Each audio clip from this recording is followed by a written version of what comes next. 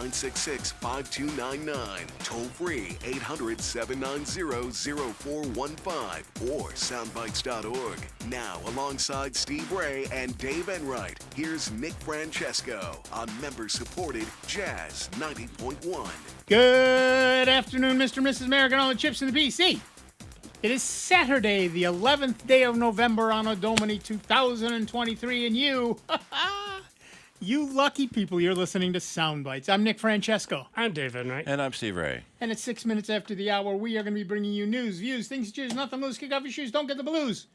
Have you paid your dues? Here comes the news. But before we get to that, it is Veterans Day, and I want to personally thank all the people like Dave who put themselves in harm's way My wife to Shirley. protect our freedoms. And Shirley? She always gets upset when we go someplace for veterans and they assume it's me.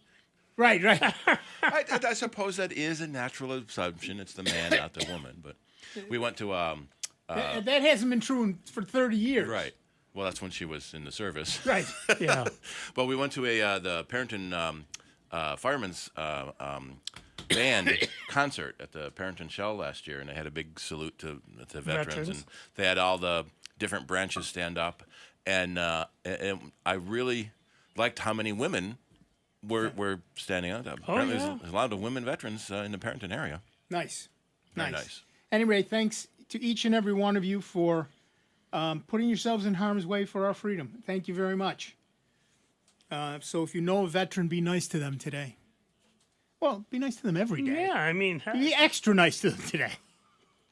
All right, cybersecurity. I don't know why I'm having trouble with that word today. Cybersecurity researchers from Zscaler have discovered 117 vulnerabilities in Microsoft 365 that were introduced with the addition of SketchUp into the cloud productivity suite. Microsoft 365 is an online office suite.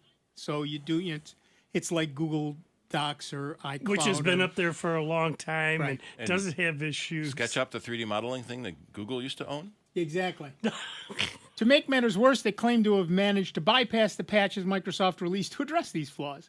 SketchUp allows users to add 3D models to Microsoft documents because, when you print them out, they won't be 3D anymore. And was first introduced in August of 2000. Last year, it was integrated into Microsoft's 365's Office 3D component. Researchers discovered that Microsoft used multiple SketchUp C APIs to allow the programs to parse an SKP file. That led them first to the discovery of 20 flaws and then to another 97 flaws. Most are heap buffer overflow, out of bound write, or stack buffer overflow vulnerabilities. Microsoft placed all of them under a remote code execution umbrella and grouped them into 3 CVEs. All 3 are labeled high severity, with a severity score of 7.8 out of 10. Zscaler's senior principal security researcher Kai Lu said the company found no evidence of the flaws being exploited in the wild. He added that could change at any time. Microsoft disabled support for SketchUp because the researchers managed to work around the patches it published. Microsoft also said that its customers had been protected since June. I don't know what that means since they got around the... Never mind. The point is... Don't go there. Don't go there. So our poll of the week, it's soundbytes.org. That is Bytes with a Y. Francis would like us to remind you is MS365 has 117 vulnerabilities. Your choices are, I'll stop using it immediately. I'll stop using it soon. I'll never stop using it. Never! MS what now? And work insists on it, but I sneer while using it. So far, we have 96 votes, 92 of which are MS what now? 97 votes. For some of you, work definitely insists on it, and there's nothing you can do about that. You're just going to use it. Just don't use the 3D SketchUp part, I suppose. And you can give us a call, 585-966-JAZZ. That's 966-5299. Toll free 800-790-0415. With so many companies pushing into AR and VR, a lot of work is being done in 3D modeling now. Augmented reality and virtual reality. Right. And with Apple's Vision Pro coming out, Or next not. year, or you know, and what is Depends. it? The Oculus, the 2 or 3 systems that are already out now, Microsoft HoloLens, being able to make 3D objects is going to be a big deal. Right. The joke now is right now the only real world application for VR is you can go to the IKEA website and get a model of one of their things Right. and see how it looks in your living room. So Through your phone. through your phone, yep. Yeah. So you can see if that credenza is going to look okay over by the window or not. Right. You know, one thing that's become almost numbing is that before folks used to call in and say, well, you're unfairly picking on Microsoft. But it's like now, you know, they mess something up and it's like, oh, yeah. Well, yeah, and 100 vulnerabilities is an average Patch Tuesday for true. Microsoft. We have gotten so numb to them constantly having to fix this or patch this or do this. It's like, yeah, just add it to the list. Yeah, you know. And let's contrast that, at least in my case, with Linux. When I hear about a vulnerability, I generally wait at most 24 hours. Yep. And a patch is out. Usually and it's one vulnerability. And usually the person that finds the vulnerability writes the patch for it. And essentially says, I found this vulnerability and I've already submitted the patch. Yep. So now it just depends on who your distribution company is Yeah. to how quickly they get that patch out. There is a growing problem in the open source community where bad guys are figuring out how to maliciously seed open source projects with malware by saying it's a higher version number. So here's, you know, this library X that everybody uses. Well, here's version 3. And so all the open source builds all around the world download version 3 because it's newer and it's got malware in it. Right. Because there's when the open source repositories were developed, nobody wrote anything with security built in. Right. Anyone could submit a project and the code just ends up going live. Right. So now places like GitHub and GitLabs are going to have to completely revamp how they accept projects. And they're already working on And it, but it's some of the bigger projects have shut down submissions until they can Right. get the problem under control. right. All right, to the phones. Our first caller is Bill from Greece, New York. Hiya, Bill. What's up? Hi, guys. I just want to report that you guys had another success. Thank you. Last, How'd we get That's that two lucky? this year. last week I called in with a problem with Linux, and I think it maybe even John said it sounded like a video card driver issue. Yep. So I put in a new video card. That was a trick. And now I don't have the issue. I can install any of the Linux I want. Excellent. Well done, you. Yeah. Well done, you guys. You guys gave me the right answer, as you always do. Well, thank you. Well, thank you very much. Thank you. I have to tell you, FXCE is my favorite desktop, but I understand needing to use some others. There's a new Yeah. Dragon Linux. Is that what it's called? I like to use Garuda Dragonized. Garuda Dragonize. That's the name. And Dave might like this because when you do pictures and you hover your mouse on a picture, it gives you a bigger thumbnail, and it also pops off all the XF data about the picture. When all the camera data pops up too, just by hovering the mouse over the thumbnail. Nice. I'll have to give it a look. That's the beauty of that I love about Linux. You know, for me, on my because I'm running it on a 400 right now, and all I got to do is pop out the micro SD card, pop in another one, and load another system, and I can have I've got literally 4 or 5 that I play around with, but I'll have to give this one a shot. Thank you. Okay, thank you guys. Thanks. Yeah, I was reading about that this morning, and I'm thinking, well, I've got a laptop Yep. that I could put that on and see what it's like. So what does it mean to dragonize Linux? It's the look and feel, I think. Looks like I a assume flame so. shooting out of it? Yeah, hopefully Well- not out of the... Yeah. Is it a good Eastern dragon or a bad Western dragon? That's a very good question. Yeah, see, that's where like I said, I got, I think 4 or 5 different SD cards right now that I've got different operating system loaded on that I can, update or play around with if I want to do it for this one because I was trying to help somebody else out, and I've loaded it on to a couple SD cards for folks because they've come over and said, "Yeah, I'm having trouble." Come on over. Yep. Quick, put it in, put it on my 400. They take it home. Yeah, it's working, and we just exchange SD cards. Yep. That's easy enough to do. Yeah, it's a piece of cake. Yeah, Garuda apparently has KDE Dragonized. It also has GNOME. It also has Cinnamon, XFCE. Interesting. Sway. Oh, it even has Sway. Wow. All of A them. bunch of them. Yeah, holy cow. I'll be playing with that later today. Well, there's my weekend sorted. Thank you very much. Like I said, I just read about it today. And it's already old news.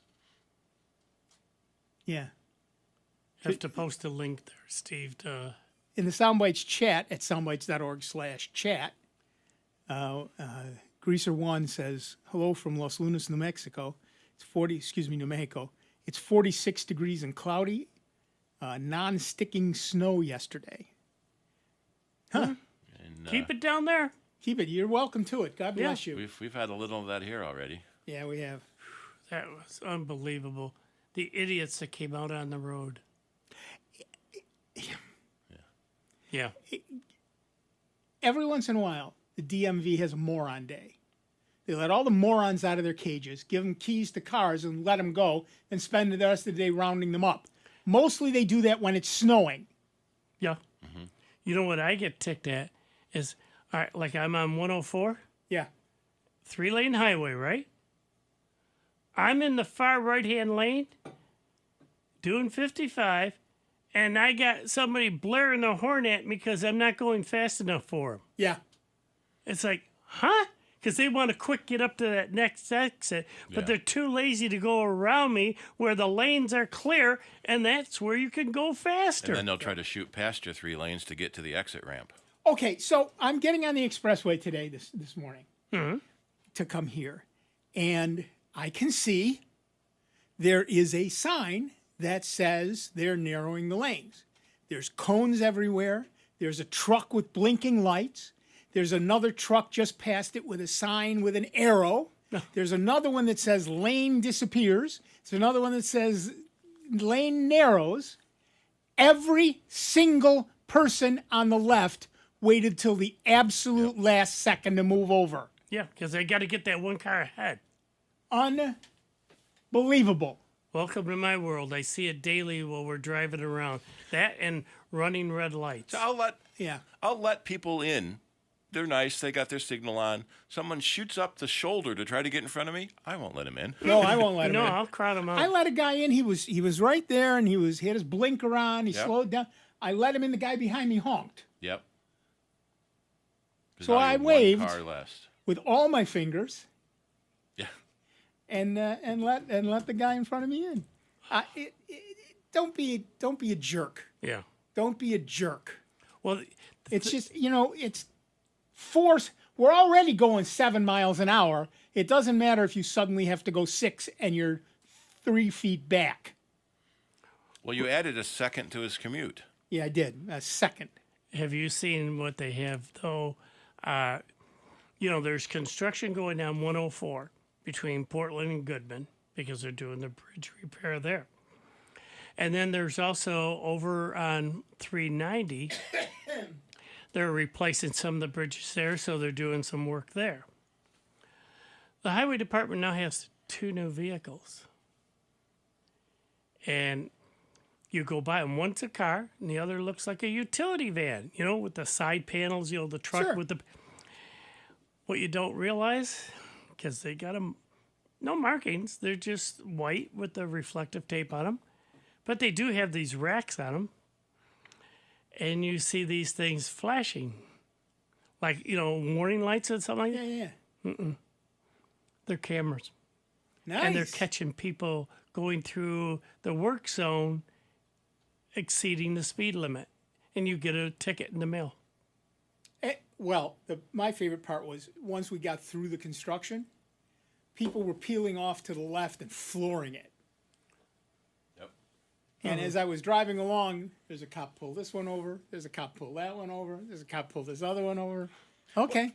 I sometimes joke when I'm driving, there's a speed limit, but there's no acceleration limit. Yeah. I can accelerate at 10 Gs until I hit 55. And I do fully understand that those numbers on the big white signs on the side of the road are purely a suggestion. Yeah. But there comes a limit. You can't do 90. Well, the problem is it's hard to do 490. My car won't get up that high. I'm trying, officer. It says 490. No, when was it? Tuesday. I was over on the inner part of the city, and a school bus had stopped, and we're behind them.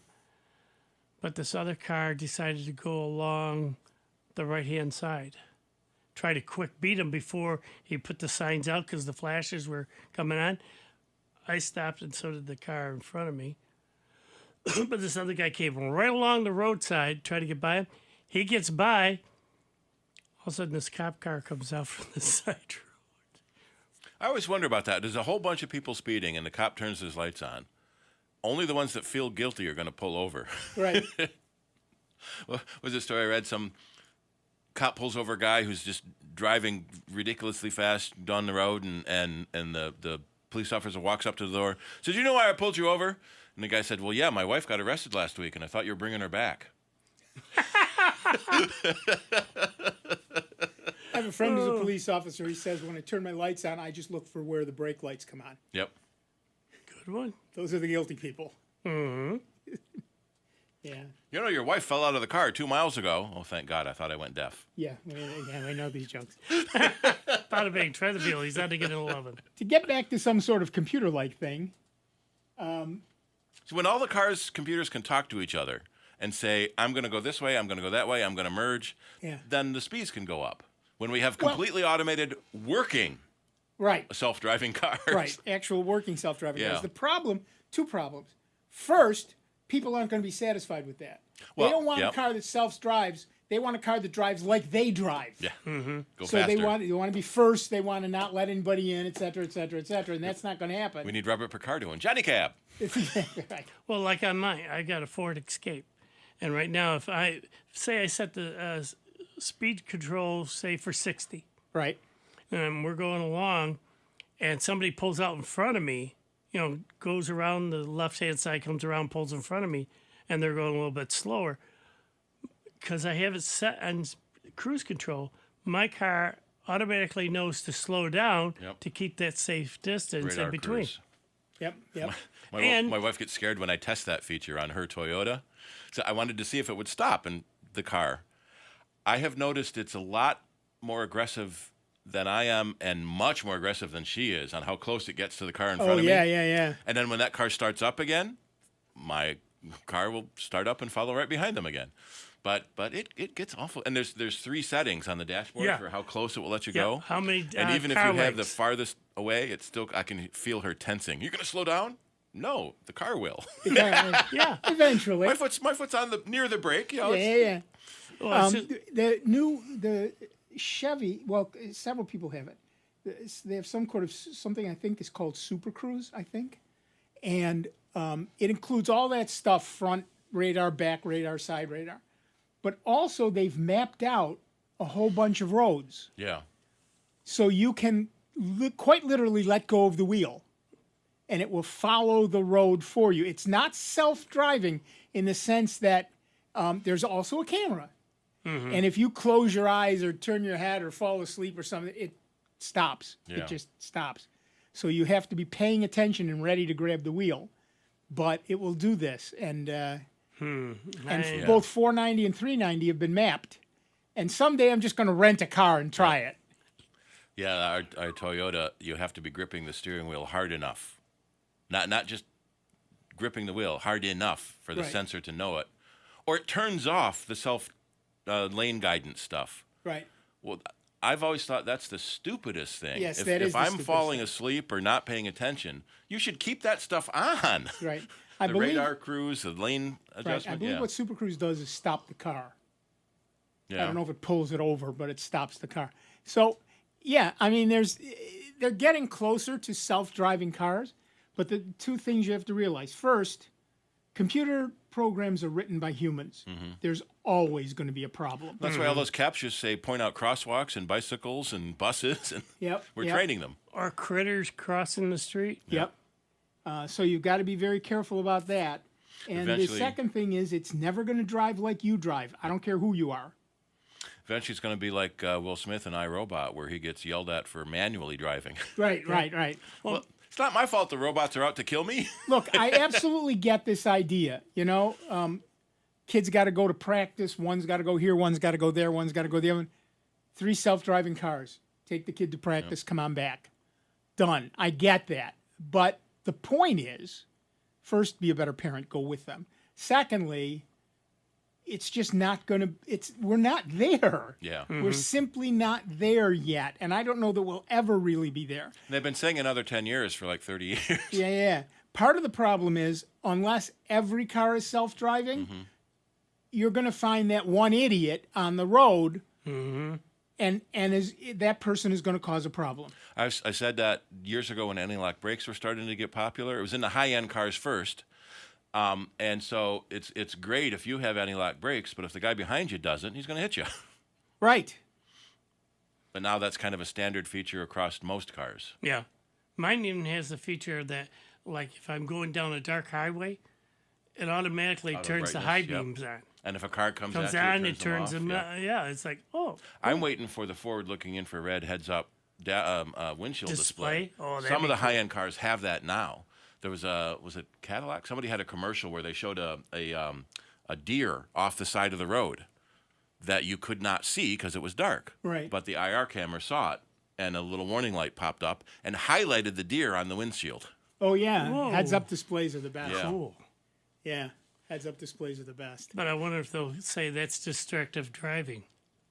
Well, the theory is it's enhanced driving. Because you still look straight ahead out the windshield, but you can see your gauges. Right.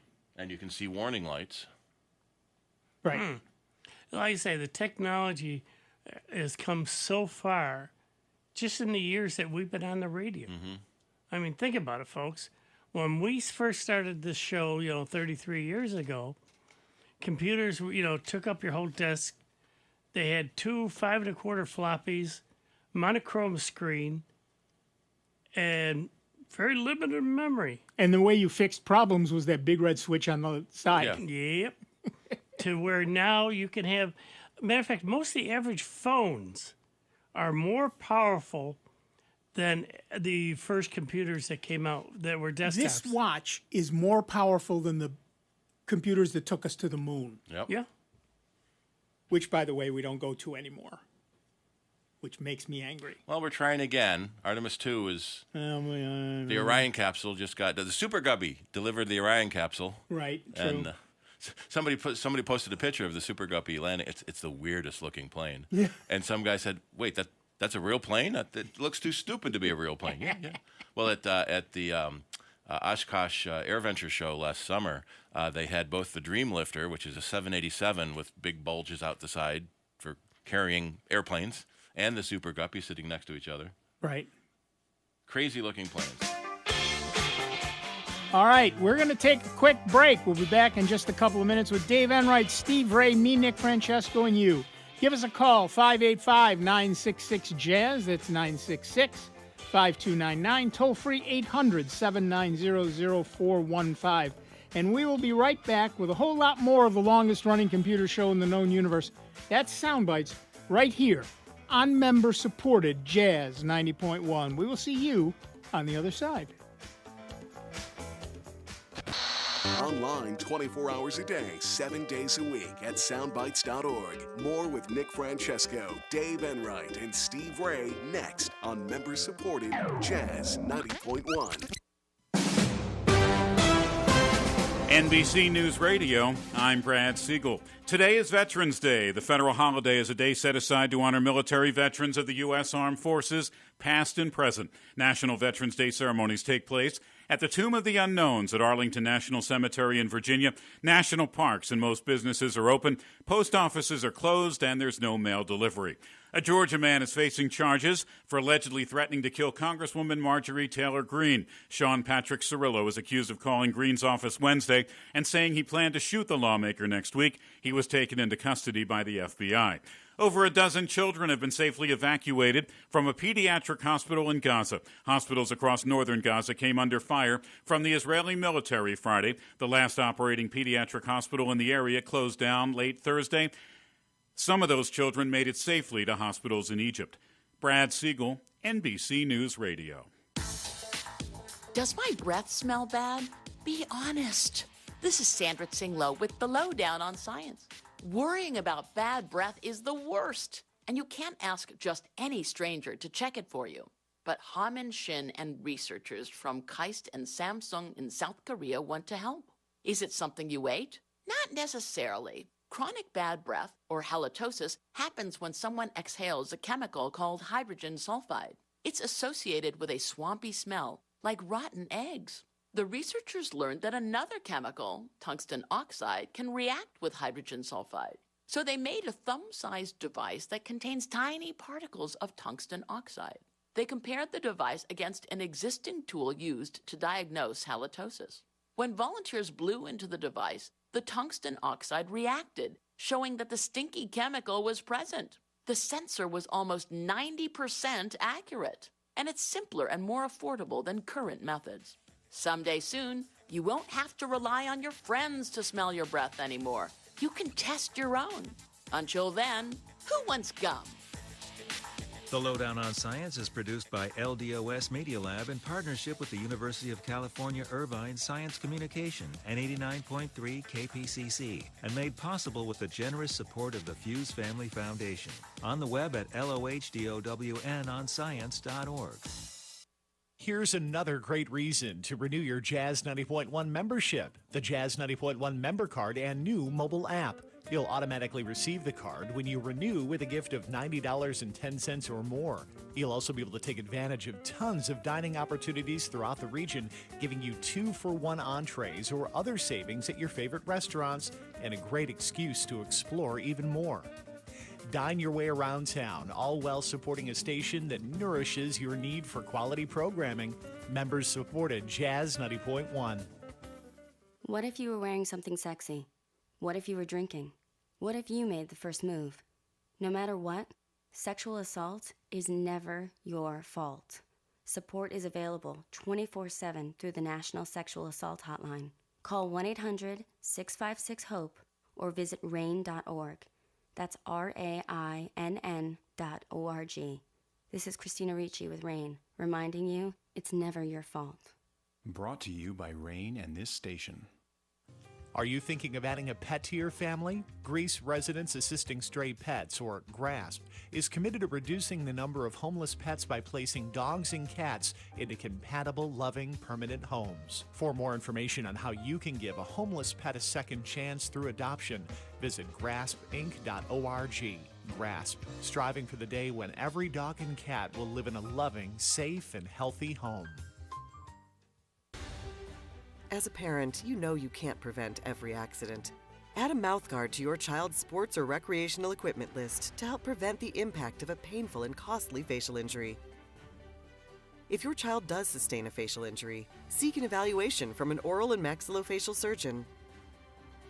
OMSs are experts in handling injuries to the face, mouth, and jaws. Learn more at myoms.org. Here's the latest Jazz 90.1 weather forecast. Veterans Day will be a chilly one for Rochester, Western New York, and the Finger Lakes. We could run into a rogue shower or a wet flurry.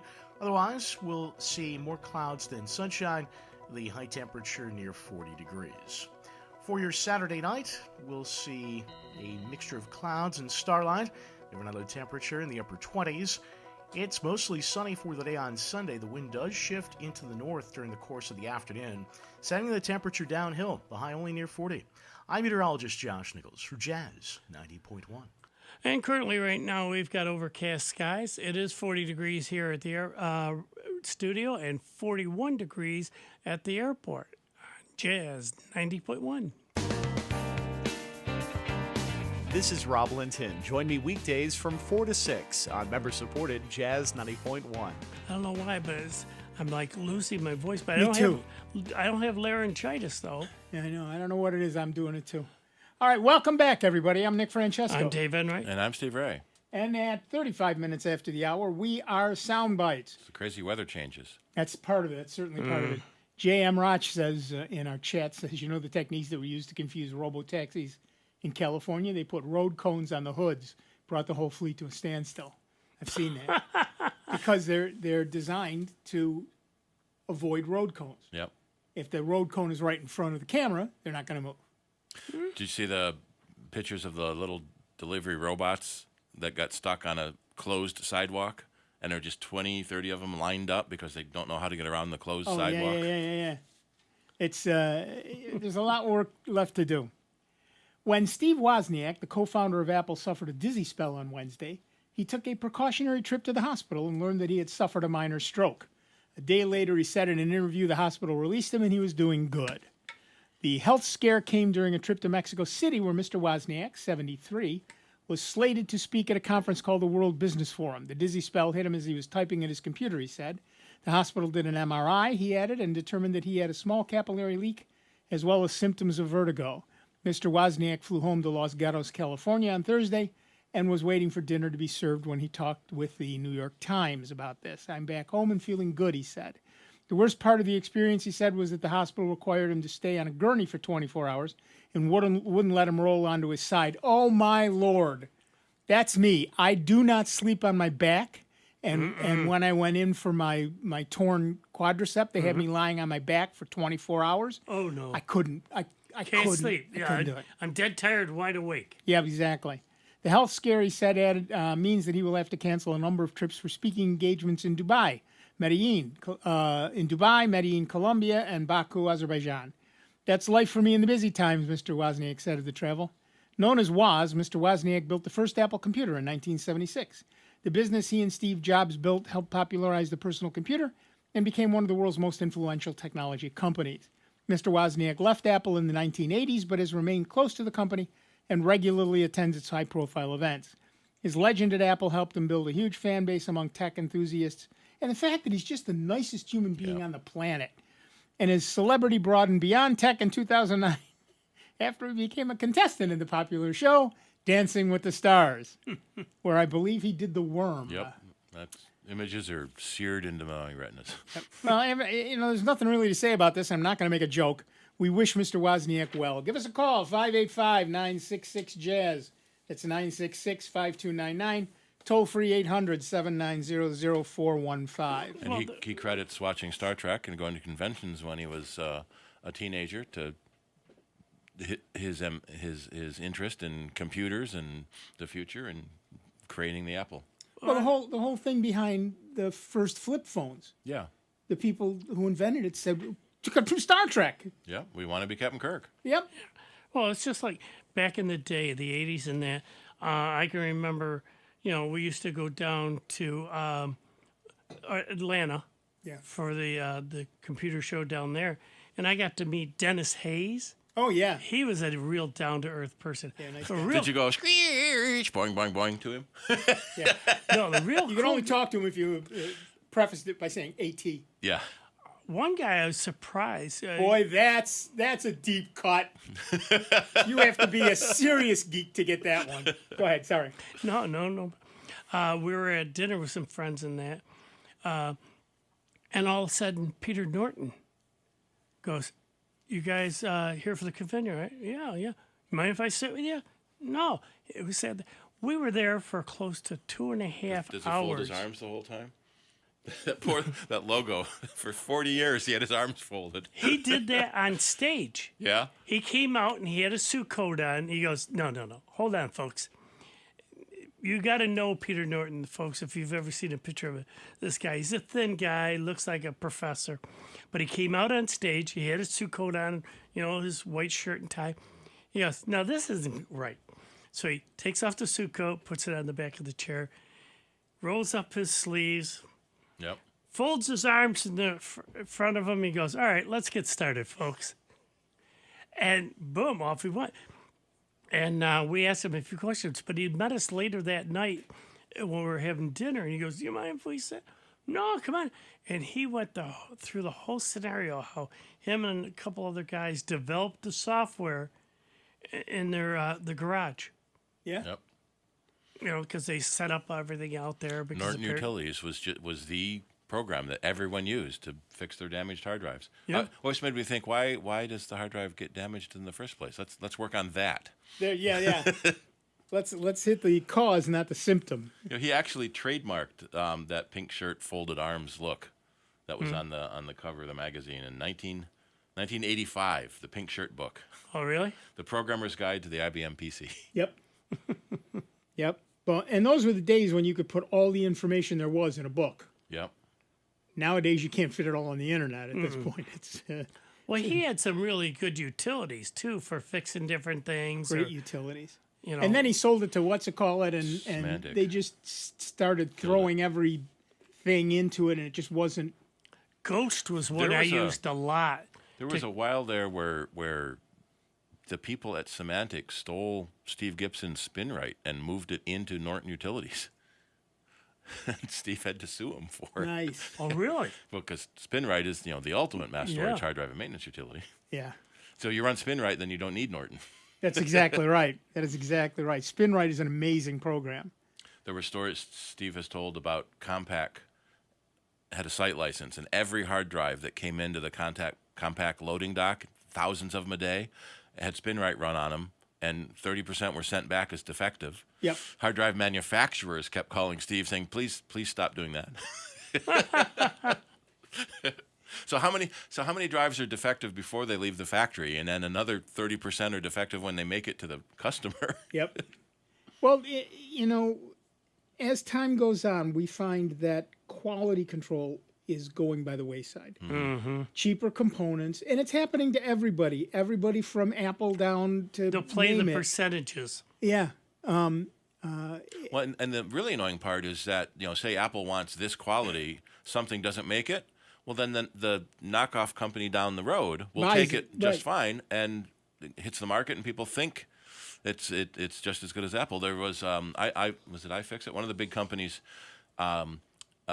tore down Apple's Thunderbolt 4 cable, which is $130, and found there's a double-sided circuit board with hundreds of components on it, and then they take a cheap $3 Amazon cable, and it's just a couple of wires.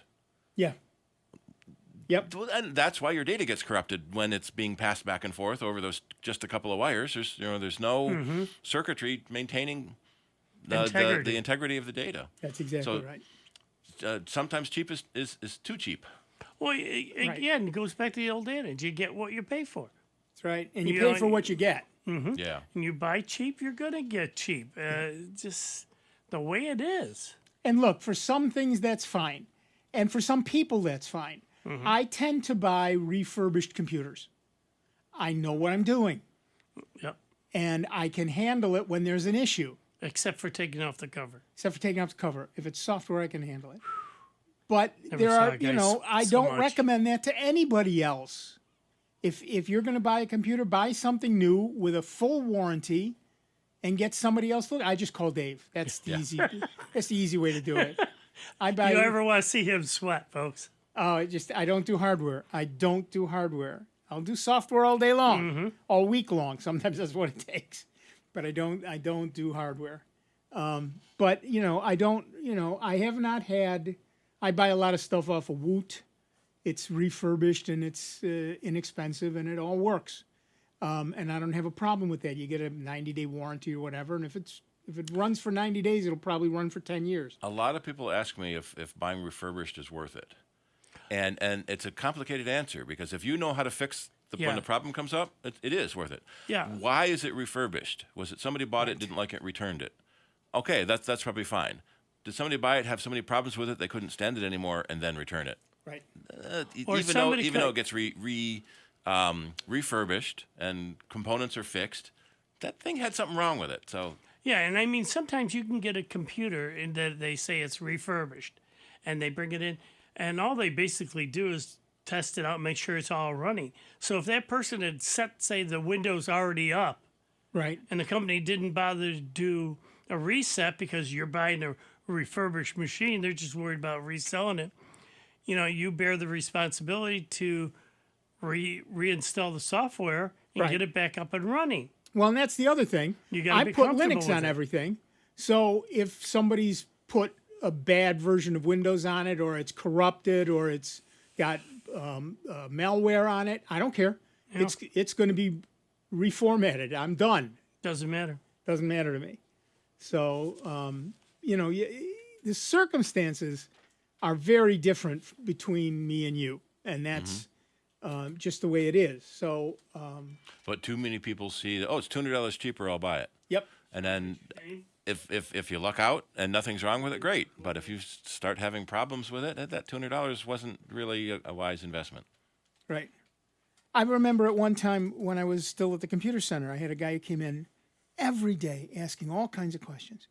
Finally, he came in, he started asking questions. He said, "It sounds like you bought a computer." He said, "Yeah, I did." I said, "Well, you didn't buy it from me." He said, "No, I bought it down the road because it was $5 cheaper." I said, "Well, then you have to go ask them questions." He said, "But they don't know anything." And I said, "And that clearly was not worth $5 to you. Yeah. So go ask them." He said, "Well, how do I get you to answer my computer questions?" I said, "Return the computer you bought from them and buy it from me for $5 more." Yep.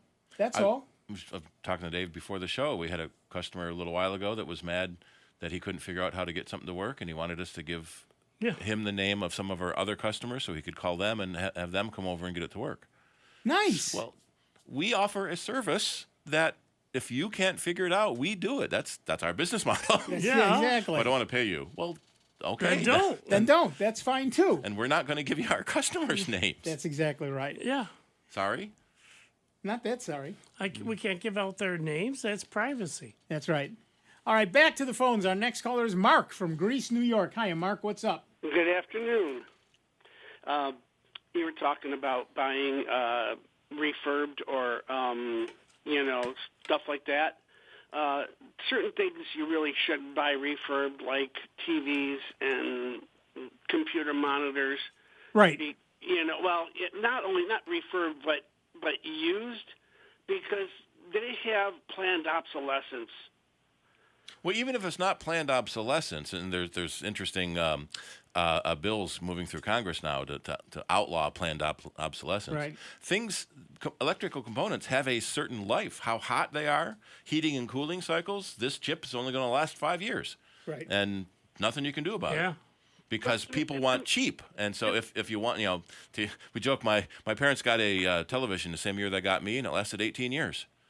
That won't happen anymore. I helped the garbage man throw it in the back of the truck, and he was just so excited. He got another 18 years out of it. Giant CRT. Right. He pulled that lever to make the garbage truck squish it, and when that CRT imploded, it just vibrated and echoed all in the. He had the biggest grin on his face. But yeah, people want cheap, and cheap means lower quality. When my father-in-law passed, we got his big screen TV. Mm-hmm. I would not have bought that television from anybody. It was older and used. Probably started getting pixel burn in. Exactly right. But for free and for the while that it lasted, perfectly fine with me. Yep. But I would not have paid penny one for that. You're absolutely right. Right. I mean, I remember my dad having a Zenith TV that lasted 30 years. Yep. We threw it away because we didn't want a console anymore. Right, right. Remember when TVs were furniture? Consoles weren't in Yeah. anymore. Remember when they used to replace the guts of a console with a bar? Yeah. And you'd open up the top and there would be a bar inside instead of... The cat's so mad they can't sleep on top of the monitor anymore. Yeah, exactly. I can remember, though. Consoles into fish tanks.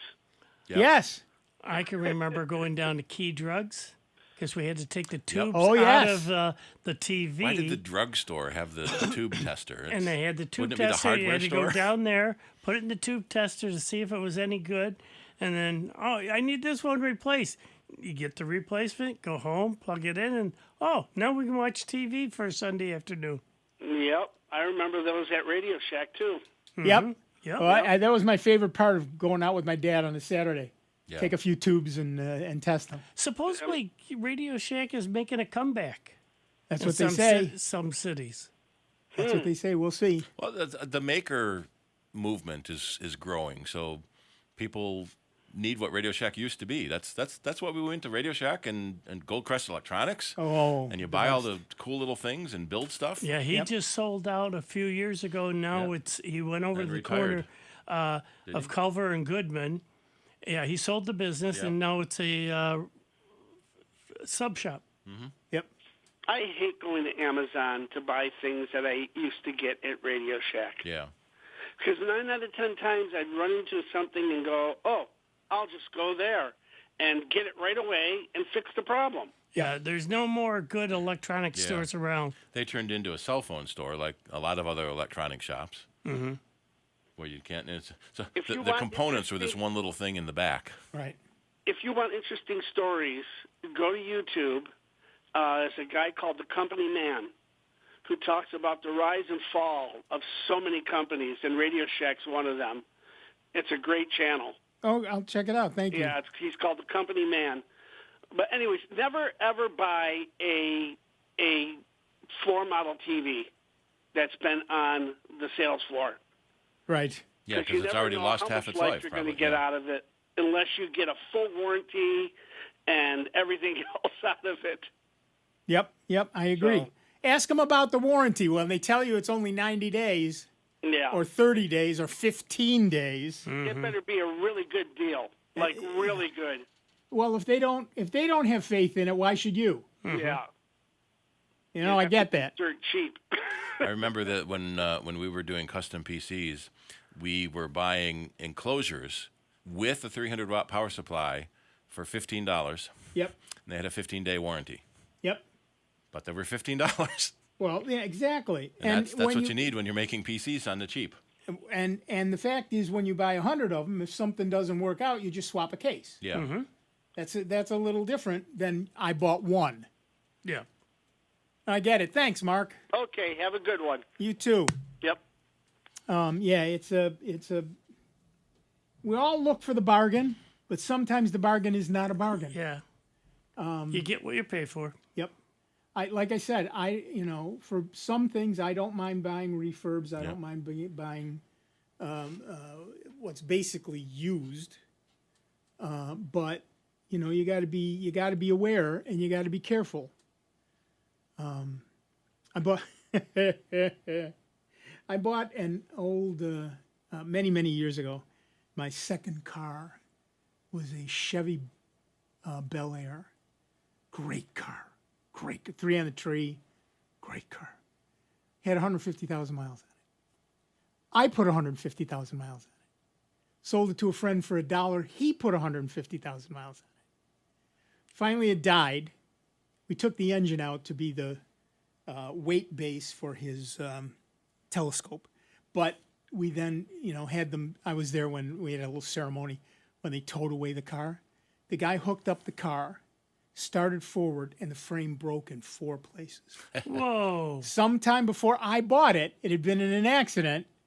I was 20 when I bought that car.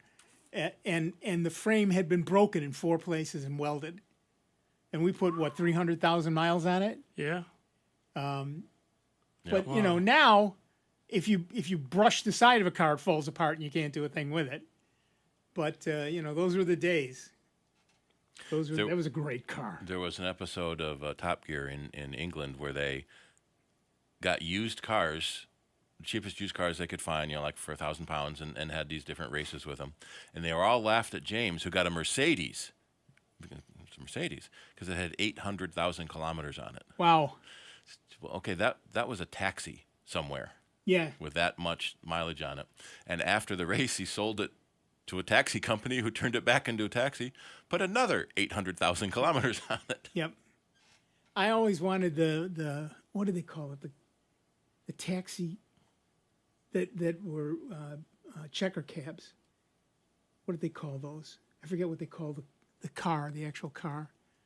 But I had a friend, when I lived in New York, I had a friend who worked at a garage, taxi garage. And he said, at about 150,000 miles, we start thinking about changing the oil. Okay. That's a car I could drive. Yeah. I mean, the vans that we drive right now, they average I mean, they get about 300 and maybe 5,000 miles on them. And then the company will turn around and sell them. And we still have a number of them that after we've put, over 300,000 miles on it, these vans are still going like crazy. Well, but because they're doing maintenance every 6 Yeah. weeks, and oil changes and all that. That's just it. It's the maintenance. The maintenance, folks, I mean, granted, it can have all these computers on there to tell you to do this or do that, but just simple routine maintenance, doing like the oil changes and everything else, and keeping up with that and the lubes and all that, it just pays in the long run.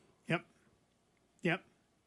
But a lot of folks say, no, I can go another few thousand miles, and then they forget, and all of a sudden, instead of doing it at 3,000, all of a sudden it's 6,000.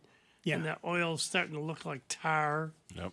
Well, I have to admit that Chevy Bel Air that we drove for 300,000 miles, both I and the fellow I sold it to were not high maintenance people. We were in our 20s. What did we know? You're going to drive it and then you're done. And see, that's one thing my dad always taught me. They lasted, though. Because I had a 57 Ford, also 3 on the tree. And he goes, as long as you sit there and, do the oil changes and everything else, he goes, that thing will run solid. Well, things have changed, too. My son's a mechanic, and when I was a kid, it was you change your oil every 3,000 miles, or else the car's going to blow up. Oh, yeah. That's mostly now about 5,000 miles, because the cars are better, the oil's better. Mm-hmm. And I have a car that uses synthetic oil, which is more expensive. 6,000 but that's miles. up to 10,000. Oh, really? 10 now? 0 W20. Wow. And so up to 10,000 miles between oil changes. So they're trying to make the cars as maintenance free as they can. Yeah. Because they know people don't do it. I have to say not the people who live next door to me now, but the people before that. The guy came over and knocked on my door one day and he said, "Can you drive stick?" I said, "Yeah, why?" He said, "Well, my son left his car in our driveway and it's blocking us, and it's a stick and I can't drive it." So of course I put on my cape and flew over and moved the car. And it wasn't until afterwards I realized that he simply assumed I knew how to drive stick because I'm old. Yeah. I haven't in decades, but I know how. I used to be able to. Right. I can remember a number of times when I was in my 30s, folks would ask me, you busy this weekend? Why? Well, we're moving and we need somebody to drive the truck and it's stick. Yeah. Okay, yeah. Because back then, I remember the driving. The U-Haul trucks were stick shift. And your driving test, you had to park on a hill. Yep. And then go again after parking on the hill with a stick. Yep. That took me a little bit of time. My father, this is how old I am. My father took his driving test in a Model T Ford, parked on the hill, couldn't get it started, so he just took off the brake, glided down the hill, popped in the clutch, off he went. There was Top Gear episode there where they were playing with a Model T because it's the first car that became what is still a car. Yep. Steering wheel, gas pedal, brake pedal, clutch pedal. Extremely complicated to start up and run. So they went to a hotel one night and just parked out front. The valet came out, didn't know how to start it up. So when the guys came out in the morning, car's right out front for them. Yeah, we learned how to do that. If the valet doesn't know how to move your car, it'll stay right there. All right, that music tells us you've wasted an hour of your life with this nonsense, but don't go away. There's a whole lot more of this nonsense coming your way. A whole lot more Dave Enright, way too much Steve Ray, and not nearly enough Nick Francesco. Give us a call, 585-966-JAZZ. That's 966-5299. Toll free, 800-790-0415. And we'll talk about anything you want to talk about, but maybe we'll even talk about computers. You never know. But come back. We'll be here. You're listening to Sound Bytes, the longest-running computer show in the known universe, right here on the Truly Great. And truly grateful to you because it is only with your support that we remain member-supported. Jazz 90.1. Take that quick bio break, but don't go too far. Come on back. We'll see you on the other side. It's America's longest-running computer show. Back to more sound bites with Nick, Dave, and Steve. Next on member-supported Jazz 90.1. WGMC Greece Rochester. A public service of the Greece Central School District. Jazz 90.1. Celebrating 50 years on the air in Rochester.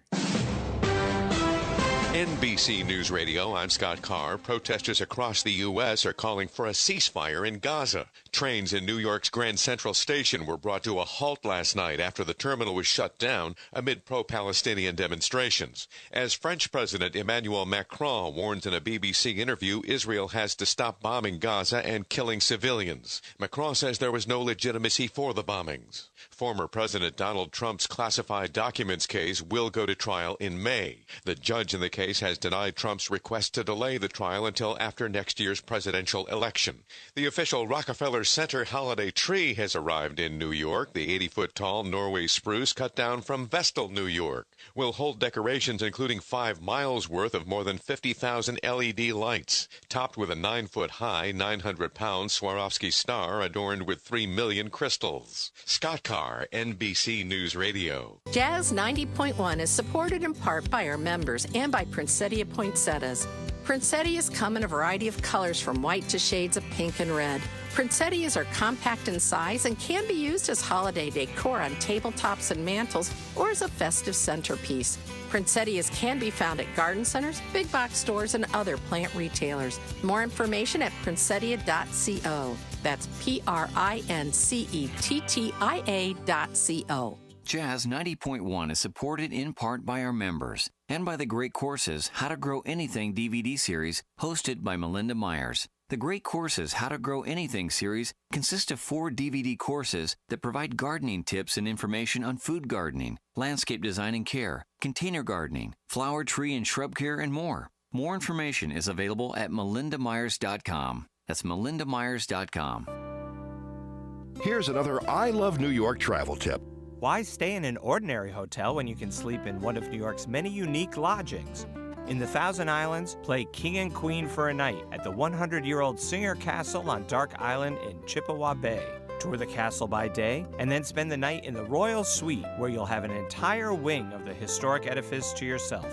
Immerse yourself in the natural splendor of the Adirondacks by bunking in the magical treehouse at Adirondack Adventure Base in Paul Smiths.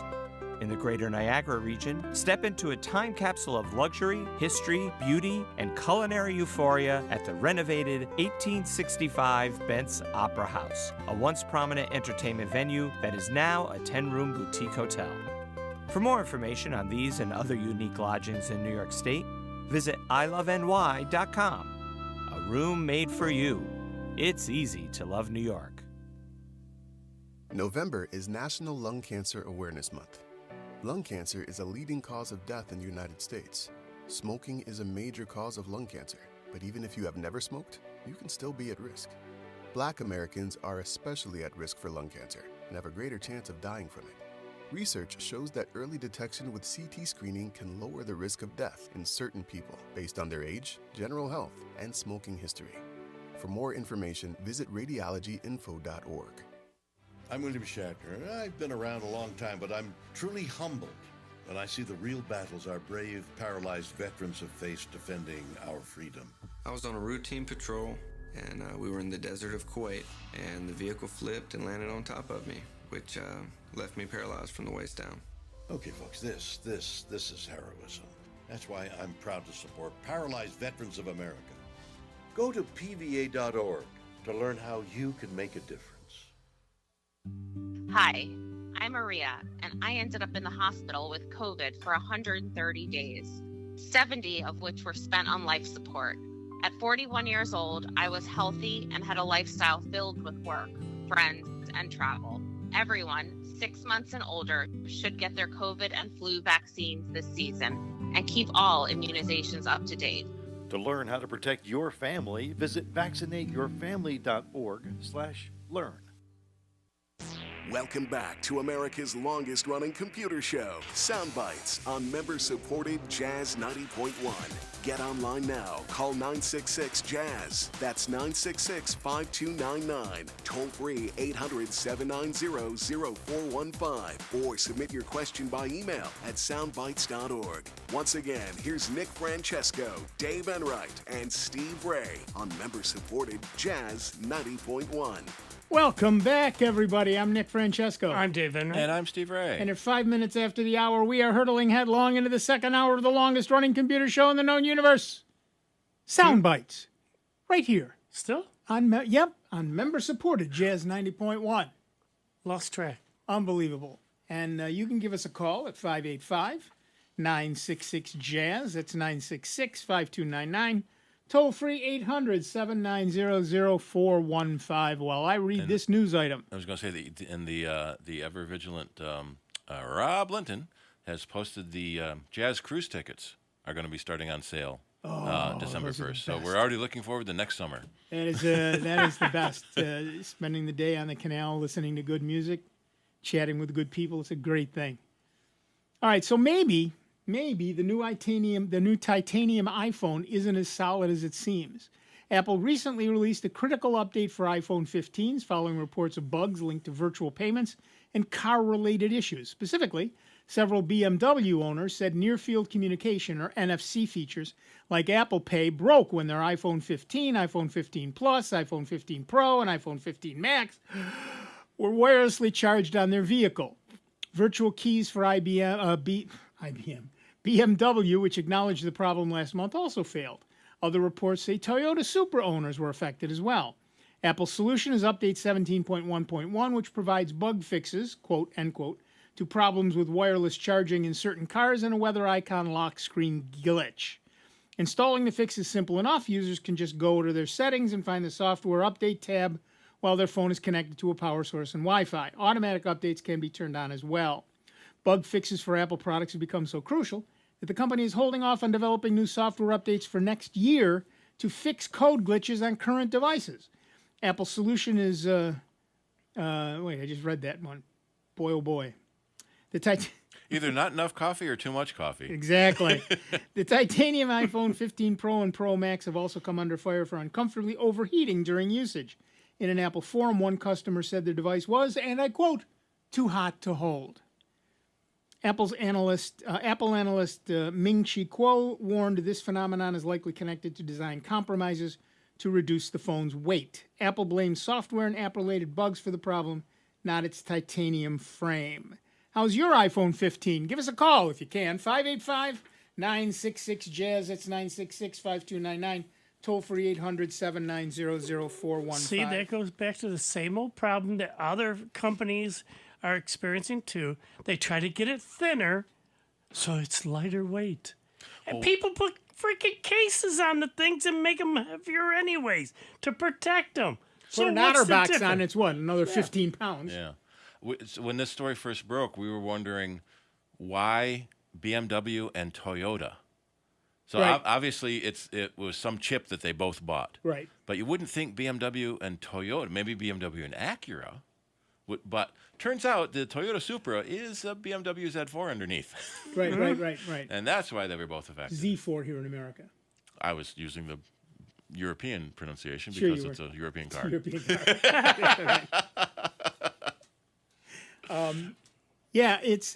But it comes right back to, as you said, everybody, the mania, and we blame Apple for this, is for thinner and lighter. And I get that. I get that. The problem is, at some point, physics always wins. Yeah. And when near field is already supposed to be an inch, and you put a case on it, now it's half an inch. Right. For the radio signal to get through. Well, it's 1.6 centimeters, right? So that's about an inch and a quarter, a little more maybe. So, yeah, but yes, by the time you end up putting a case on it, you're pretty close to done. Yeah, and again, folks, it's not the fall that does anything in. Not hurting people. It's the sudden stopping with the ground. He's right. It's like the joke of the guy who fell off a 50-story building past the 20th floor. Somebody yelled out, "How you doing?" And he yelled, "So far, so good." I say, fall has never killed anybody. Right. It's a sudden stopping. It's with actually the ground. not true. Yeah, I know. There was one guy that fell, parachute didn't open correctly and wound up falling like in trees and bushes. He was pretty well messed up, broken bones, but still up and walking. Well, on the other hand, you can die while falling from fright. True. Shock. So, yeah, from shock. So, yeah. But There's a case of a flight attendant that fell out of an airplane at 20,000 feet and survived. just bounced, Yeah. apparently. Yeah. So Mythbusters had to test that one. Yes. But yeah, so one of the things you've got to, and the other thing is when you put a case on it, you're keeping the heat in more. Mm-hmm. You know, that's why a lot of cases have holes on them. And the other thing, too, is if they're going thinner and they're trying to add more features, that's more heat. Exactly that right. heat has to go somewhere. And you make the nanometer process, what is M3's that? 3 nanometers now, yeah. That's, heat's got nowhere to go, folks. They're going down to angstroms. That nanometers are too big now. They're too big now. But the heat has nowhere to go. If you don't have a fan on the thing, that heat is just going to sit there, and that's just the way it is. It's not pumping liquid nitrogen on it either. That's exactly right, and it's physics. You can't beat it. But it sounds bad though. We're going from 3 nanometers to 30 angstroms. Yeah, that sounds bad. But there was a company that put out a third pounder. Yeah. To beat the quarter pounder. Yep. And nobody bought it because Americans are so friggin' stupid. They thought a third of a pound was less than a quarter of a pound. Yep. I'm sorry. Excuse me. I beg your pardon. Hardee's, was it? They no, that is on the Discovery Channel. Foods that make America great, and they went through the whole thing about the difference between Burger King, McDonald's, Kentucky Fried Chicken, and they went through all these fast food places and tried to help. One of the biggest things that came up was the Kentucky Fried Chicken, which really helped them. Their sales in it was the drive-through. Mm-hmm. Oh, yes. Because they go to one station, take their order, they go up to the next station, pay, and then you go up to the next station and pick up their product. They found by doing that, it gave other employees inside more time to get the orders together, that the traffic wasn't backing up. Yep. And one of the things that makes me insane is insaner, thank you very much, is I pay by phone in a lot of places. Now, when you're at a drive-through, they hold the thing out to you and it's never steady. Yeah. They're moving around like it's a game. Like I'm supposed to hit the thing. Hold it still. Or it's stuck to the wall and they want you to hand you their phone. Yeah, that ain't phone. happening. I know. I'll often use my watch, and at least that can go in the window. If I'm parked close enough, it can. Right. Right, and that's the other thing. Now you got to park closer. All right, to the phones. Our next caller is Doug from Irondequoit, New York. Hiya, Doug. What's up? I got a good one for you here. Okay. I'm running Ubuntu, the latest, whatever it is.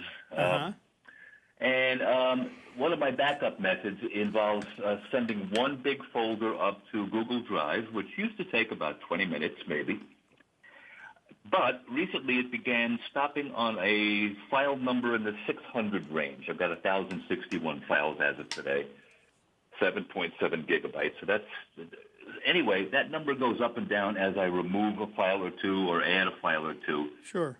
So now it just sits there for a half an hour on that one file for no reason I can figure. I've gone through all the folders within this subfolder, which is one that I created on the desktop where I put all my work. I don't use the default folders in Ubuntu. I've gone through all of them, sorted them by size to see if there's something big in there that would take that long, and I've got a 500 megabit connection with Greenlight. So it's not the speed, it's a wired connection. Why would it get stuck on one file? Is it a zip file, do you know, by any chance? There are no zip files in my folders. Do you know what kind of file it is? I don't. I can't figure out what it is. When it began, it was file number 673 as I watched the progress indicator. Then it went to 681. Then I removed a couple of old documents, and it just varies in that high 600s range. Right. Would the log now show which file, the file name it stops on? It should. Well, should. Now you got me, because I don't know what log to look at, where it lives, or how to do that yet. Well, all the logs are in /var/log. One of the things Google Drive does is scan for malicious files on Right. upload. So if there's a zip file, it will pause while it looks inside that zip file. Similarly, PDFs, movie files, audio files. So sometimes it's just an exceptionally large file that takes a long time. So we'll sometimes see that when you're downloading new email. It'll download 1, 2, 3, 4, 5, 6, 7, 8, 9. Yeah. Right. Number 4 had a big attachment. So these aren't programs that you're backing up, are they? No, all DocX. Because it would scan inside X's. MP3s, things like that. There's also the fact that just the way computers work in general, and certainly the way they work in Google Drive, what happens is you upload to a buffer. When that buffer gets full, that buffer gets written to the hard drive. During that write, the upload pauses. And it may just be you've reached the limit of the buffer size for Google Drive. But then after a while, does it actually continue and finish? It does. It does. It's just the whole thing's taking 90 minutes instead of what used to be about 20 minutes.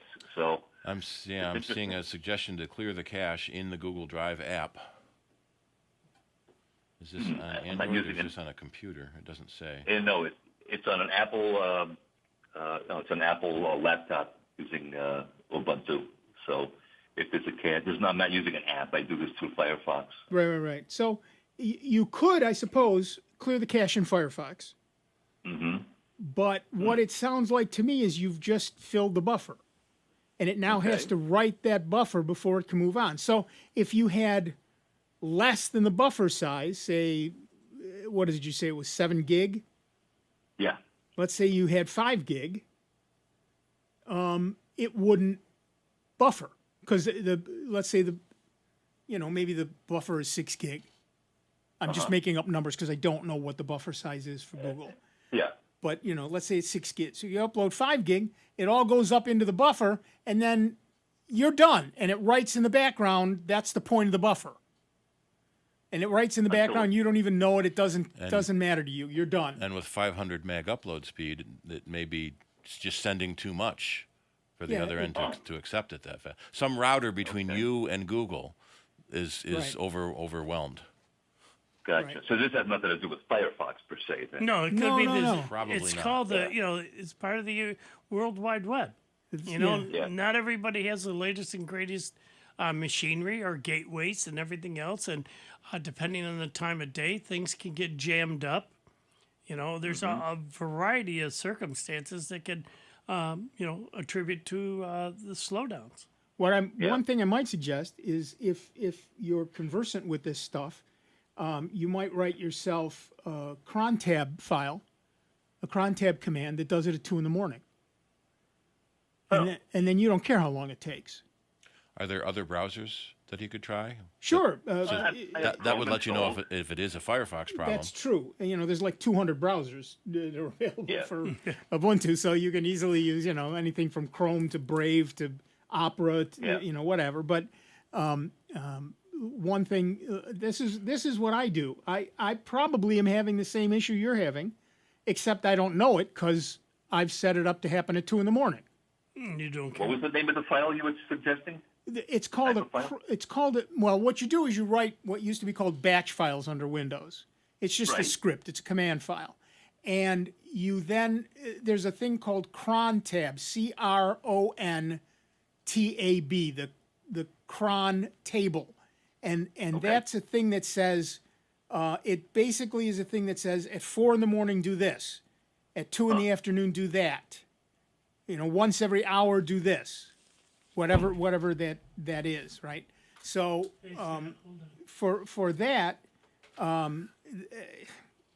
again, once you get something like that set up, that's how I do all my backups because then I don't have to worry about it anymore. The computer does it all for me. Okay. So what does it do? Record your mouse movements and everything else, like a macro? No, you do this with commands. So you write a command that says delete this folder, and then another command that says copy this folder to this location. So it's all done at the command line. But again, once you've done it, you're done. And if it takes 2 hours, you don't care. You're fast asleep anyway. Yeah, or I can just try doing it at 2 in the morning and see if the world is more asleep. And that's true. But if it is a buffer issue, then it won't matter when you do it. But that's a good test. Absolutely a good test. Because if you're doing it at like 9 at night when every kid on the planet is downloading all the updates to their latest games. Yeah. Yeah. The nerve of those people, What are they thinking? I'm serious. And people like General Motors want to use my internet. What the hell? What the hell anyway? Anyway, well, thank you. It's a good answer.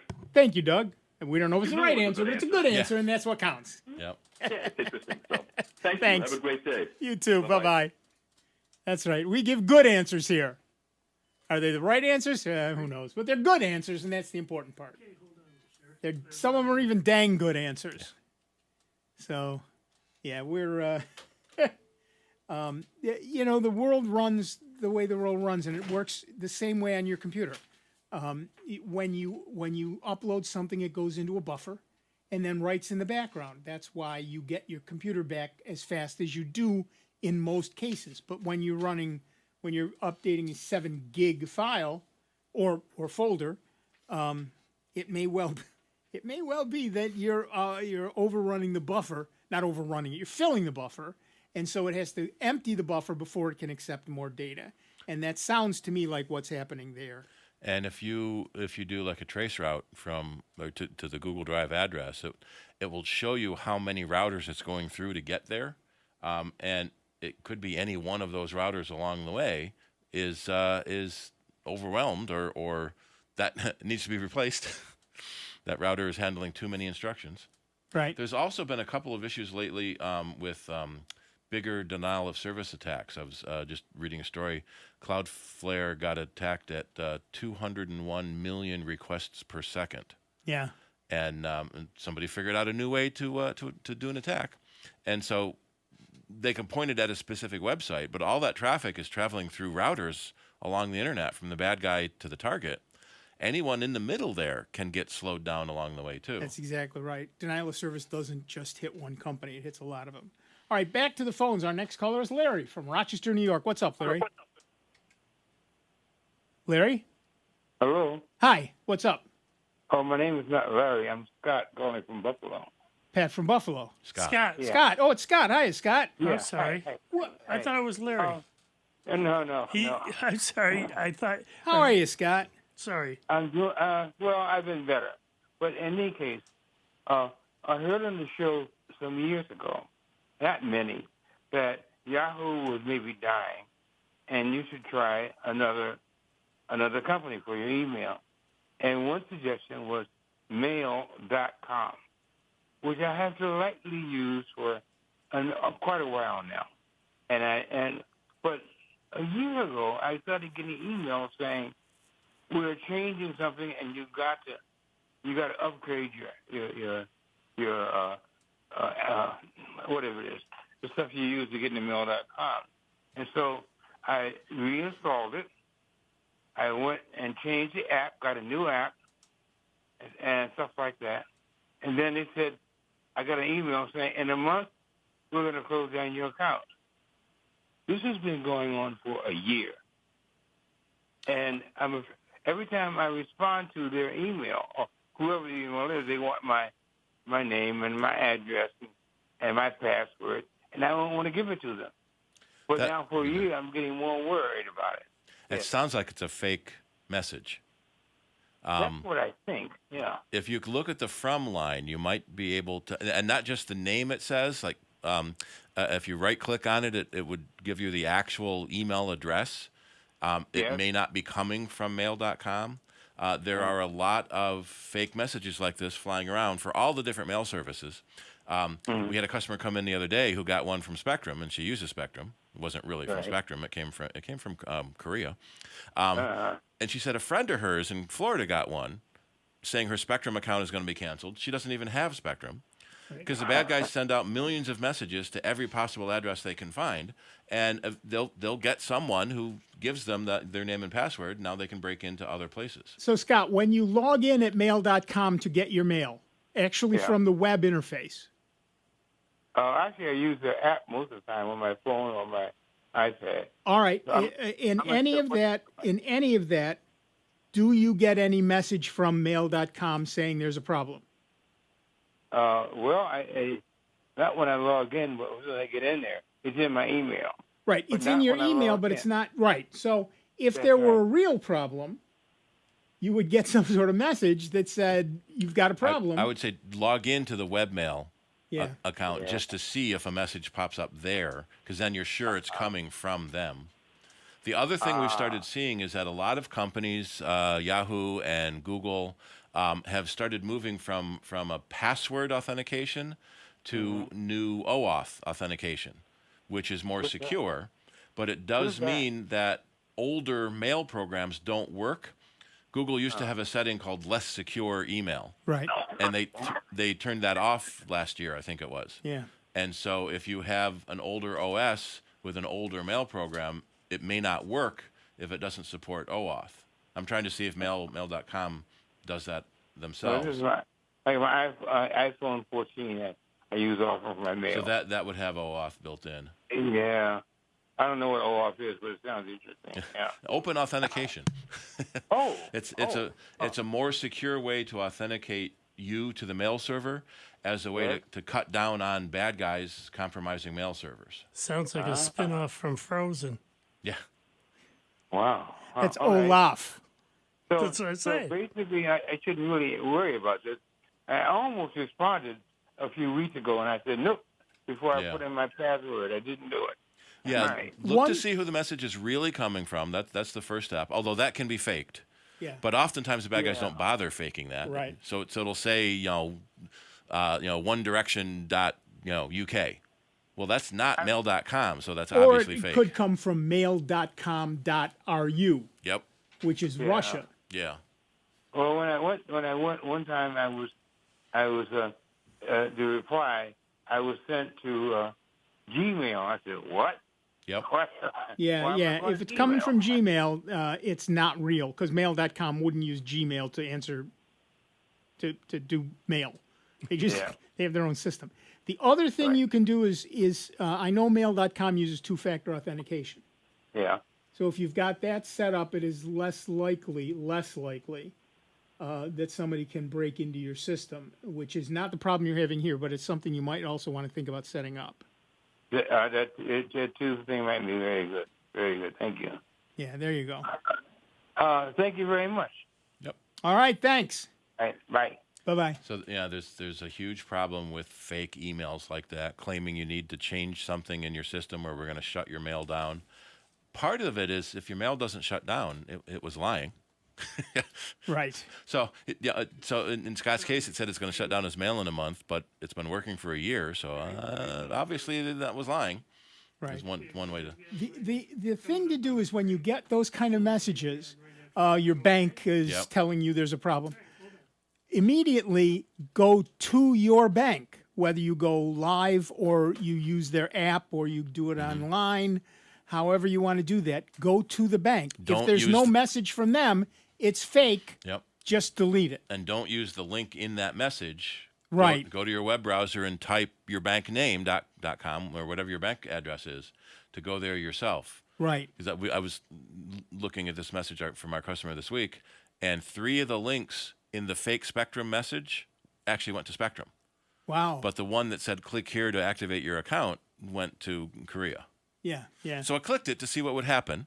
Sure. Because sometimes it's already been discovered by the web hosting provider and the network providers and taken down.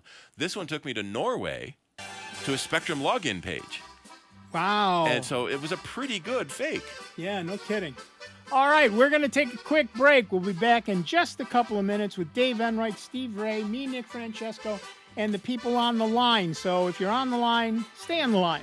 If you're not on the line, give us a call, 585-966-JAZZ. It's 966-5299. Toll free 800-790-0415. We'll be put on hold, but it's well worth it. We'll be back in just a couple of minutes with more sound bites on member-supported Jazz 90.1. Computer talk you can understand. More sound bites is next on member-supported Jazz 90.1. NBC News Radio, I'm Scott Carr. Protesters across the U.S. are calling for a ceasefire in Gaza. Trains in New York's Grand Central Station were brought to a halt last night after the terminal was shut down amid pro-Palestinian demonstrations. As French President Emmanuel Macron warns in a BBC interview, Israel has to stop bombing Gaza and killing civilians. Macron says there was no legitimacy for the bombings. Former President Donald Trump's classified documents case will go to trial in May. The judge in the case has denied Trump's request to delay the trial until after next year's presidential election. The official Rockefeller Center holiday tree has arrived in New York. The 80-foot-tall Norway spruce cut down from Vestal, New York, will hold decorations including 5 miles worth of more than 50,000 LED lights, topped with a 9-foot-high, 900-pound Swarovski star adorned with 3 million crystals. Scott Carr, NBC News Radio. Adaptable, attractive, and a favorite of birds and pollinators make bayberry a great addition to the landscape. Hi, I'm Melinda Myers, horticulturist and gardening expert. Bayberries, also known as wax myrtles, are evergreen in milder regions but shed their leaves in northern locations. They prefer full sun to part shade and are salt tolerant. Northern bayberry is hardy in zones 3 to 6 and performs well in poor, sandy soil as well as clay. Southern bayberry grows taller, prefers moist soil, and is hardy in zones 7 to 11. It's more drought and flood tolerant once established. The flowers may not be the showiest, but they do attract butterflies. But the grayish wax-covered fruit are decorative, used to make bayberry candles, and a bird favorite. You do need a male and female plant for good fruit production. Use bayberry in mixed borders as hedges or for erosion control. Check out our website for this and other gardening tips. The Jazz 90.1 Daily Club Calendar is brought to you in part by our members and by jazzrochester.com. Jazz 90.1 is supported in part by our members and by Rock Holiday Village, December 1st through 23rd at Martin Luther King Jr. Park in downtown Rochester.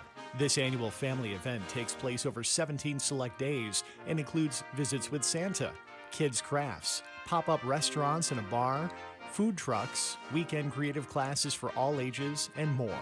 For more information, including a list of activities, hours, parking information, and more, you may visit rockholidayvillage.com. Calling all veterans. Veterans Outreach Center wants you. We provide essential services for veterans in the greater Rochester area. Get employment assistance, health and wellness support, residential services, food, clothing, and so much more. VOC, serving those who serve us for over 50 years. Visit vocroc.org or call 585-546-1081 today to learn more. Jazz 90.1 weather. Veterans Day will be a chilly one for Rochester, Western New York, and the Finger Lakes. We could run into a rogue shower or a wet flurry. Otherwise, we'll see more clouds than sunshine. The high temperature near 40 degrees. For your Saturday night, we'll see a mixture of clouds and starlight. We have another temperature in the upper 20s. It's mostly sunny for the day on Sunday. The wind does shift into the north during the course of the afternoon, sending the temperature downhill, the high only near 40. I'm meteorologist Josh Nichols for Jazz 90.1. And currently right now we've got overcast skies, 40 degrees out at the airport, and 40 degrees here at member-supported Jazz 90.1. This is Rob Linton. Join me tomorrow afternoon from 4 to 6 on member-supported Jazz 90.1. I don't think so. Since when does he work Sundays? Pre-recorded. Oh, well. Who was that? It wasn't. It was Rob introducing that he's going to be on from 4 to 6. He doesn't work Sundays. He doesn't work. Anyway, welcome back, everybody. He directs. He's a station director. Station director. Welcome back, everybody. I'm Nick Francesco. I'm Dave Enright. I'm Steve Ray. And at 34 minutes after the hour, we are Sound Bites, and we have Gary from Webster, New York on the line. What's up, Gary? Gary? You there, Gary? Oh, nope, sorry. Nope, we lost Gary. Sorry, Gary. Call back. Hold on. Dave's had a moment. Dave's having another moment. We'll see if Rob is actually listening. I'll get a text message any minute now. Yeah, is your name Gary? Okay. Yeah. We got somebody All right. new coming on. As we've said several times, the radio station wasn't meant for call-in. Right. So right. it's just the school district's telephone system. Right. And we have all these buttons that feed the telephone into the radio. Is this It Gary? was there before, because there's like a little D Yeah. that tells me he's been transferred. And then when we went to the phones, all of a sudden the D was gone. I didn't touch anything. Yeah. It's your story. Stick to it. Is this Gary from Darn right. Webster? Yes, it is. Yes. Hi, Gary. What's up? I have a question. I'm currently running Windows 10, and I'm probably late to the game. I'm going to be switching to Windows 11. I just wondered if they've got a lot of the bugs out of it up to now. First, how old is your machine? It's probably 6-7 years old. Do you know what- Don't do it. Do you know what Oh, brand it is? Is it a name brand or is it a custom build? It's a, excuse me, it's an HP. One of the things you can do is go to the HP support site and see if they have qualified that machine for Windows 11. Typically, though, with a machine that old, you would probably want to add more memory. At least. You probably have a spinning drive. You might want to replace that with a solid-state drive so everything runs faster. And at that point, you might want to get a new computer that would already come with Windows 11. Right. But if everything is working fine for you now and you're keeping up with the Windows 10 updates, because Windows 10 is currently still supported if you have the most recent version. Yes, I think I do. I've been keeping up with the updates, and it's working pretty well. And I just wonder if I was taking a chance going to Windows 11 with this computer. So You would be taking a pretty big chance. You very well could be, because just like any other operating system, it demands more resources and power from your machine. Yeah. Because it's bigger, better, and faster. And, you know, you said 6 or 7 year old computer, it'll work. It's just like, they say Windows, it should work on this. Yeah, but I also want to get my task done sometime today. Yep. Right. I have a laptop that's just 2 years old. That wouldn't be a problem, I don't think. But it's fairly new. Probably not. No. But again, go to the manufacturer's website. Make sure you get your drivers updated, or at least have the drivers downloaded. I see. For the new OS. When you download the drivers, put them on a thumb drive, because they may be erased when you upgrade. Sometime off your computer, yeah. Mhm. And as always, have a backup before you do anything major. Have a backup all the time, period. Right. But before you do anything major, like upgrade the operating system, make sure you back up just in case something goes wrong. And we're not talking about programs. The only thing you got to back up are documents and photos. Yes, Because programs would get reinstalled anyway. But yeah, so that's the nice thing about with the name brand PCs is they'll typically have an upgrade guide for whatever the new OS is to see if it's rated or not, what drivers you may need or not. And we also like to joke that Microsoft's minimum requirements are really minimum. They'll run Windows and nothing else. Right. So usually you double the minimum requirements. So we like to say at least 8 gigs of RAM. Solid state drive these days is almost as important for the speed of the processor and the speed of loading files. And so that's what we see most new computers are coming with these days. Right. One quick question, too. A lot of these websites require your email as your username when you try to log in. Does that make it more increased chance of other bogus websites getting your email? Absolutely. Yes. So a lot of people will make fake email address, well, not fake, but secondary email addresses for throwaway websites like that. I just want to log into this magazine to read a comment. Well, they don't need my real email address. Here, hide my email address. Some services, Google, I think Microsoft does too, Apple, they have automatic email aliasing. Apple calls it hide my email, where they'll generate a random email address to give to this one company. And then if you start getting too much spam, you can disable that random address so you don't lose your main email address. It's really hard changing your main email address. Yeah. And that's where we also suggest using a password manager. So you've got a really good because long they password can that's make it, hard you to know, break. they can produce like Nick and I both use NPass, and you can create some really complex email passwords that you don't have to remember. NPass will remember them for you. You've only got to remember the one to get into the system, and make it virtually impossible for anybody to, get into your email or, hack it. The other thing is, look, Gmail is free. So what I recommend people do is get a second Gmail address. And that one, Gmail in particular, lets you use plus addressing. So let's say you went to Fredco to look at something, and they want your email address, and you've got an email address of garytemp@gmail.com. You can tell them your address is garytemp plus fredco@gmail.com. Your email will come to Gary Temp without a problem, but it'll come to it as Gary Temp plus Fredco. So you'll know if Fredco has sold your email. In addition, you can then say block email from Fredco that has Fredco in the address because it's spam. And I've posted a couple of links on how to set up alternate email addresses to do Perfect. Okie doke. Okay, thank you very much. I appreciate it. Thanks, Gary. Yeah, I recommend that everybody get at least one secondary email address. Also, if you need a recovery email address for your main email address, having that second email address is essential, actually. I believe Google at least is in the process of deleting accounts that haven't been used in a few years. So if you've got an email address that I think it's 1 year. I've been getting notices from a company that used to use Google email and doesn't anymore. Keep saying, you got to log in now or we're going to delete your account. So I log in, keep it active for another year, just in case. Mm-hmm. But Google is doing the same thing. They're deleting accounts that haven't been used in a long time. And that's the other nice thing about it.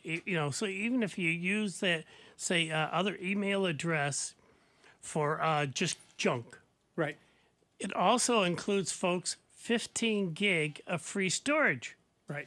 With the Google Drive that you could store stuff up, whether it be photos or additional documents, so you can put it in 2 different places off on the cloud. Yep. And not have to pay a penny. And Google gives you a lot more space than Apple or Microsoft do. Mm-hmm. It's a pretty good deal. You get 5 gig from Microsoft, and Apple you get 15 gig from Google. I had a customer this week Free. whose Google Mail was full. She had 13 gigs used. And I said, well, do you have to delete a bunch of email? Well, I've been trying to do that. Well, you got to delete all the pictures because those make up a lot. Oh, I don't want to do that. Or you pay the money and buy 100 gigs. Right. The next step up. Actually, Google's having a sale right now, 50 cents a month for 3 months. Yeah, and it's what, $1 a year, $2 a year, something like that. So $1.99 a month. I meant a month. Yeah. Yeah, $2 a month. That's still for storage off on the cloud. Right, it's $25 a year. How can you go wrong? For 100 gig. Come on, for Pete's sake, that's it's ridiculously cheap. There's a lot of people that say, I just don't want to pay for more storage. Okay. Then lose stuff. Right, then you have to delete stuff. Yeah. Or save it to your computer and delete it from Google. Well, then I can't see it on my other computer. Exactly. Yeah. And then if that dies... There ain't no such thing as a free lunch. And if that system dies, because hard drives don't always give you the warning that they're going to go south on you, and you lose all that, documentation or photos, oh, well. Well. Can you get it back for me? No. Nope. No is the answer. No, we cannot. No. And back them up. Don't be lazy. A lot of times, especially, you get pictures in your email or pictures in your messaging program, then you save it in your photos library, and it is duplicated. Right. So it is okay then to delete it from your email. Right. Mm-hmm. And, if you're, like I keep saying this, if you're already paying for Amazon Prime because you want the TV stuff or you want the free shipping, you get unlimited photo storage. Why are you not taking advantage of it? Why are you not taking advantage of it? Go get it. You're paying for it already. Which brings me into a point. There is a scam going around. Because all of a sudden I started getting these emails saying, oh, my Amazon Prime membership is up. I got to go to this link and renew. No, because I always renew in January. Yep. End of January. And so I was looking at the addresses, and it's like, what the heck? Where's this going? And I was like, yeah, no, get lost. I reported it as spam. But they are trying to, folks that do have the Prime in that, because it is that time of year, folks. We're getting into the holiday season, and you're going to find all these folks trying to pull scams, telling you, oh, you got to renew this, or you got to go to this site, or there's a problem with a package or something like that. And if folks are ordering stuff, might think, that's oh, the wait, big one. I better check it out. And all of a sudden you get signed up because you clicked on it. You're signing up for a service. And they go, well, you did sign up for it. Sorry. And you get stuck paying for it. And that's how some of the bad guys are getting around consumer protection laws, that if there's a fraudulent credit card charge, it often gets removed. But when you dispute a charge, your credit card company sends a message to the other end saying this dispute is charged. Can you prove it's valid? And the other end says, yeah, they signed up for a 6-year support plan from us. They can call whenever they want. And then the credit card company says, okay, and you don't get your money back. It's not just you're paying for this single call anymore, which is easy to dispute. It's you bought a subscription service for ongoing support anytime you need it. Well, and we're charging you $120 a month. Yeah, that's a little harder to dispute. Right. We even had one guy who went back and forth several times, and then the scammer produced a signed contract with his signature on it in brush script. Nice. Font. So they typed his name in a script font that looked like a signature. Yep. And so the credit card company said, here, you signed this contract. It's a valid charge. No, that's a font. I didn't sign the contract. That's right. Look, first, you should be checking your credit every day, and your bank accounts and your credit cards and your PayPal and everything else. You should be checking them every single day or twice a day. And most banks have apps that you can set up alerts so that charges, unusual charges will show up and alert you something happened. Yep. I get that. In fact, I got to set that up on my new phone. Yeah. I have a new phone, and I'm constantly remembering things that aren't set up on the new phone yet. Yeah, mine's Canandaigua National. They'll call me, did you authorize to do this? And I go, we see that a lot in our store. Well, thank you. And they said, we're going to refuse it. Just wanted to let you know. I go, oh, gee, thank you. We see that a lot in our store because we sell computers, which are relatively expensive items, which are relatively unusual charge. So quite frequently, someone will make the charge. It gets denied in our system. Their phone goes ding, and there's a message from their bank saying, are you making this charge? And they say, yes, I am. And then it goes through. Yep. I once got a call from my bank saying, did you just buy 6 fur coats in Florida this morning? Yeah. No, I did not. Okay, we're canceling your credit card. Come and get another. It just, you got to be aware that these things are going to happen, and you got to be careful. It's one reason I tend to use my phone to pay for everything I can now because it uses a one-time code, one-time Some of the credit card companies used to have one-time credit card services they offered, and they've all sort of stopped. Yeah. Mostly because Apple and Google were doing it for you. Exactly right. So when I pay with my phone, it's a unique code that is not ever used again. And so consequently, if somebody does steal that code, it doesn't do them any good. Yeah, because it's only good that one time. Right. So sometimes called a virtual credit card. Virtual credit card. I tend to use that for everything now. Both my bank and my PayPal do that. So I'm good there. There was a company. I'm trying to find if they're still around, and the fact that I can't find them makes me think they're not. They used to do virtual credit cards where you could lock a card number to a vendor. So this one credit card will only work with Kmart, and this one credit card will only work with Target. So if it gets stolen and someone tries to use it at another company, it gets denied. That's a nice idea too. Yeah, That's Look pretty at good. bounce feature. Yeah. But there are a lot of features that are out there to help you, but not a lot of ways to know that they're out there to help you. We can't stress enough, folks. Now the holidays are gearing up. They're going to be gearing up too. And all these scams are going to be out there just trying to get your money or, be, like we've said before also, is don't be click happy. Right. Take the time right now when you're going through different stuff, when you're going to these sites, and make sure that you're not clicking on something, because there's a number of them you can click on, and that's a clicking and saying, yes, I accept these terms. And like Steve was saying, getting yourself into, a 5-year contract that, you call anytime and get their services, whether you need it or not. You clicked on it and said, yeah, sign me up for it, because you didn't take the time to read it. Yep. It's a real problem, and we get the scams are everywhere. I once got a call that said, I'm calling for your daughter. She's in a foreign country. She's had her bag stolen. Can you send money? Yep, lost a passport or something. And I thought to myself, okay, hold on a second. I turned to my daughter, who was sitting next to me on the couch, and said, are you in Mexico right now? She said, what is wrong with you?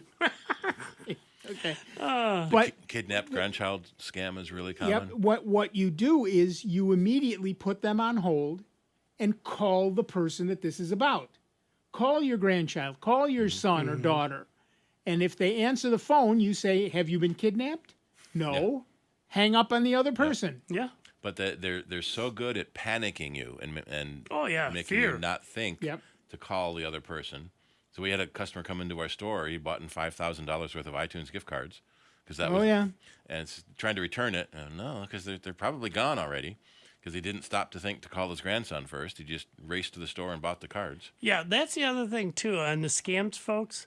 If they tell you to go out and get YouTube gift cards or Target gift cards, anything else other than money, hang up. Gift cards are for gifts. I've been seeing a lot of gift card kiosks are now having signs up. If someone is asking for a gift card for payment, it's probably a scam. Yes. Gift cards are for gifts. Do not go any farther. Don't try to get yourself all upset or anything else. If it's that important, they'll call back. But anybody that wants a gift card for payment, no. It's a scam. Hang up. I get gift cards every year as stocking stuffers. They're gifts. Yep. A lot of stores are now training their clerks to be wary of people buying a lot of gift cards. Yep. Yeah. Are you sure you're not getting scammed? I got that last year. I only bought like 4 or 5 of them. I forget the number, but it was low. And they I'm an old guy. There's more than one. Yeah. So they said to me, why are you buying these? They're stocking stuffers for my kid and my friends. And okay. Yeah. Yeah. And they were fine with it. We had a customer, the bad guy kept her on the phone, on the cell phone, made her go to a store, warned her only buy $100 or $200, go through this line, go back into the store, get some more, make sure you go to a different line. Wow. They took her for $20,000. Yeah. Ouch. Be wary. Look, anybody can fall for these things. It doesn't make you dumb or stupid or anything. They panic else. you. They stop you thinking. They're very good at that. Yep. That's their job. In fact, we say the more dire the message is, the more likely it's fake. Yeah. Don't turn your computer off or all your files are going to be erased. No. Probably not. I got a call from a friend of mine with it was speaking to him. Yeah. It was don't turn your computer off. There's a virus and a bug and click here, call this, no, do this. I said, what is that in there? He said, that's why I'm calling. I said, well, which machine is this? He said, it's my Chromebook. Okay. Okay. Hold the power button down until it shuts off. It says don't do that. Who are you going to believe? Me or them? Yeah. It was like, I got the thing that's on my Chromebook that said your Windows machine is just a few years ago. Yeah. Your Windows machine is infected. Please do not shut down and call this number. Yep. I'm seeing in the IT crowd, Jen has a virus.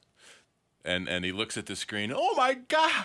I haven't seen that one since the 80s. And she goes, no, it's just the way I like it. You like those windows popping up? Well, it scares, puts a fear into folks.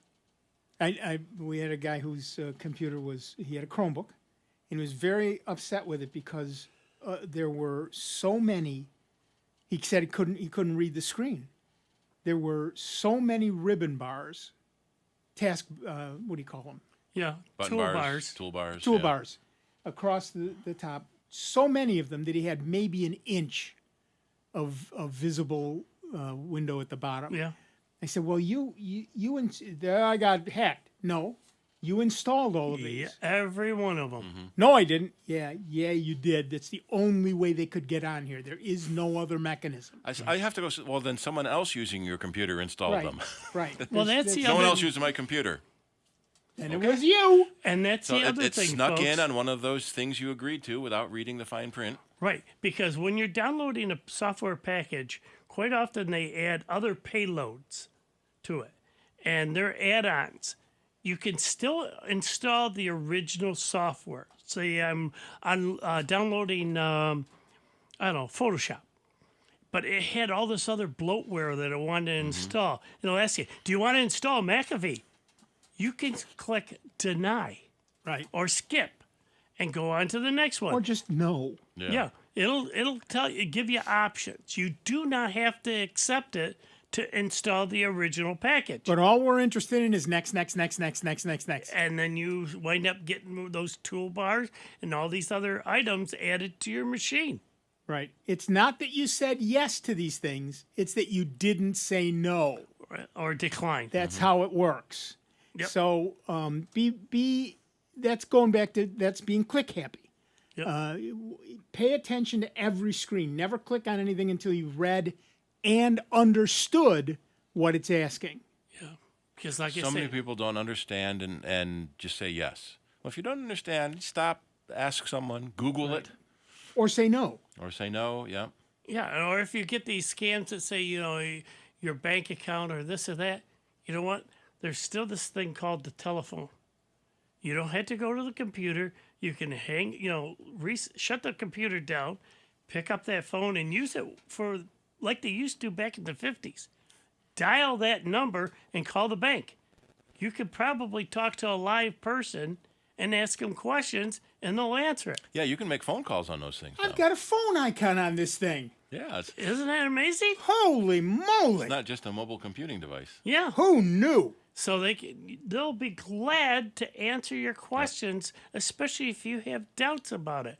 And like I was saying before, though, especially this time of year, they're used to folks getting scammed.